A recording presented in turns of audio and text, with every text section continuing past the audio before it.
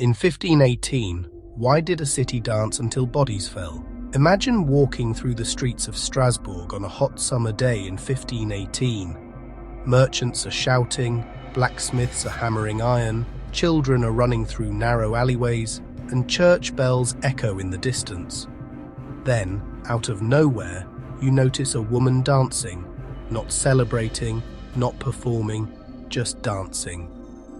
At first, it's strange, but not alarming. Maybe she's entertaining herself. Maybe she's celebrating something. Maybe she's simply eccentric. But hours pass. She doesn't stop. By the end of the day, she's still dancing. The next day, she's still moving.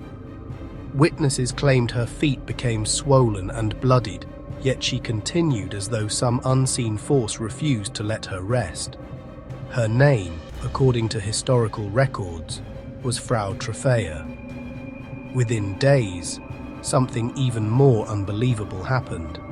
Other people began dancing too, not because they wanted to, not because there was music, not because it looked fun. They simply joined in, and they couldn't stop.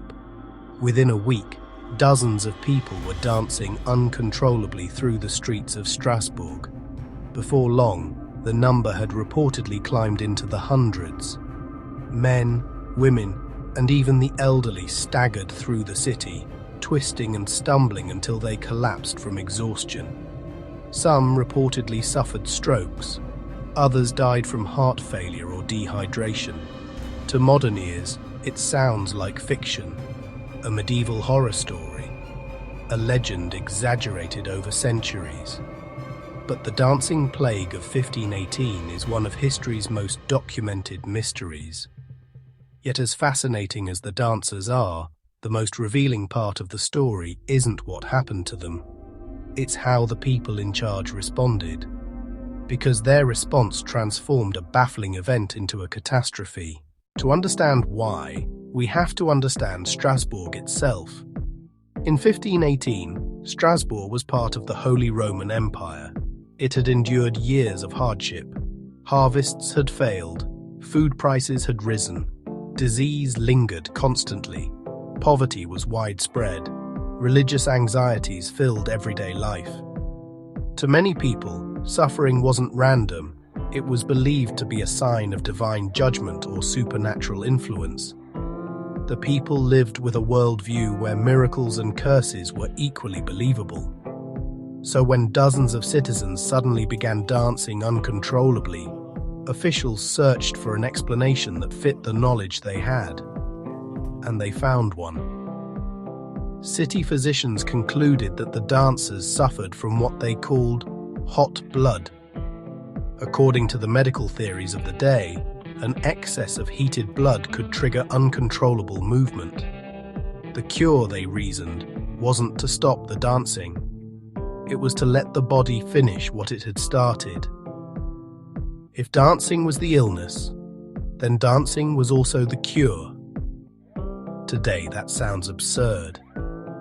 But here's the important point. The physicians weren't trying to be foolish.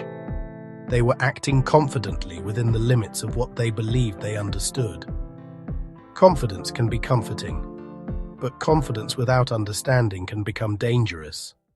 The city council accepted the physicians' advice. Rather than stopping the dancers, they expanded the opportunity to dance. They cleared a guild hall, they constructed wooden stages, they hired musicians. Professional drummers and pipers were paid to keep the rhythm going. Imagine witnessing that scene. People collapsing from exhaustion, families begging for help, while government officials invested public resources into making the dancing easier. It feels almost impossible to believe. Yet from their perspective, they were following expert advice. Every additional dancer seemed to justify the diagnosis. Every failed attempt reinforced their commitment. Instead of asking, "What if we're wrong?" they asked, "How can we do more of what's already failing?" This is one of history's oldest examples of escalation through misplaced certainty. Eventually, Someone proposed a different explanation. Perhaps this wasn't a medical condition at all. Perhaps it was spiritual. Many believed Saint Vitus had cursed the afflicted. Instead of encouraging more dancing, authorities transported victims to a shrine dedicated to the saint. They were given special shoes marked with crosses and participated in religious rituals seeking healing. Gradually, the outbreak subsided.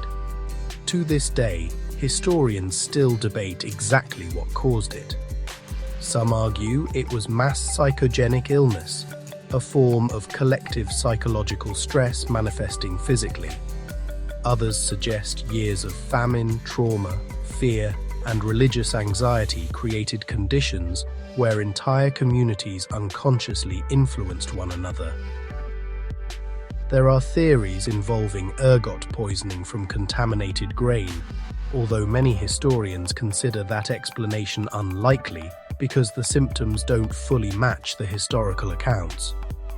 The truth is, no one knows with certainty. 500 years later, the mystery remains unsolved. Ironically, that uncertainty may be the most valuable lesson. Modern society often assumes that more information automatically produces better decisions. Yet history repeatedly shows that the greatest mistakes aren't always caused by ignorance. They're caused by the inability to admit ignorance. People naturally expect leaders to project confidence. Institutions often fear saying three simple words: "We don't know." Those words can feel weak, but sometimes they're the strongest words anyone can say. Because admitting uncertainty creates room to investigate. Pretending certainty closes the door. The Dancing Plague isn't merely a story about medieval superstition. It's a story about human nature. It's about what happens when authority becomes more committed to appearing competent than discovering the truth. It's about experts becoming trapped inside their own assumptions. It's about institutions continuing a strategy because changing course would require admitting the original decision was mistaken. History has shown this pattern repeatedly. Economic crises, public health failures, military disasters, corporate collapses. Time after time, the danger isn't simply making the wrong decision. It's refusing to reconsider once evidence begins to contradict it. There's another uncomfortable lesson hiding beneath the surface. The dancers themselves may have been responding to overwhelming stress. Communities under prolonged fear can begin behaving in ways that seem irrational from the outside. People often assume they're immune to collective behavior. History suggests otherwise.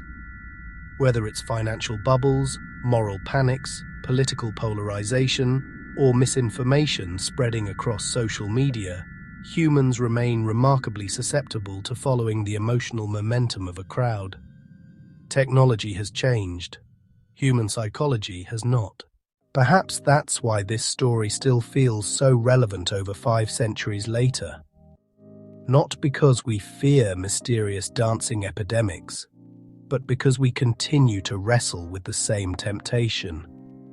To mistake confidence for competence, to confuse authority with understanding, to continue down the same path simply because admitting uncertainty feels too costly.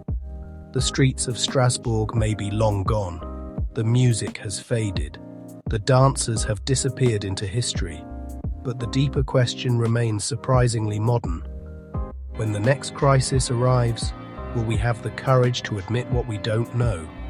Or will we, like the officials of 1518, simply hire more musicians?